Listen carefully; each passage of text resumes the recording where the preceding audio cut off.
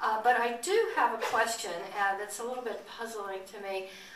Isn't it your job as a negotiator with the hospitals in the contracting that you do to kind of go after them and cut out some of this unnecessary stuff that you were talking about?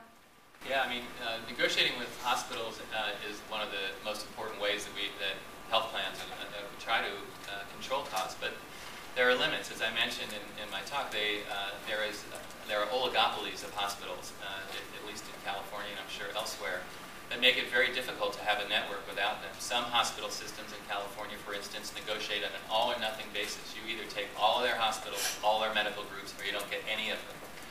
It's virtually impossible for us to offer a network. In fact, the regulators, the Department of Managed Healthcare, would not approve an HMO network that didn't include some of these major hospital systems. So we're pretty much at the mercy of paying almost whatever they ask for, and that's a trend, frankly, that's getting worse, and we're worried about that as more and more consolidation occurs in the industry. Do you have any kind of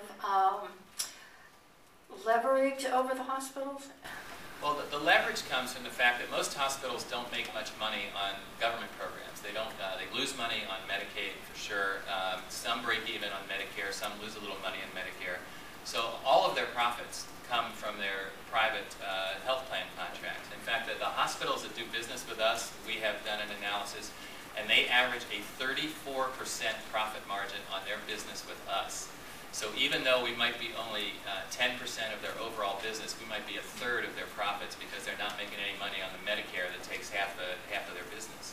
So our leverage does come from the fact that we do account for a lot of their profits, and so they don't want to lose us, or certainly not lose us for very long.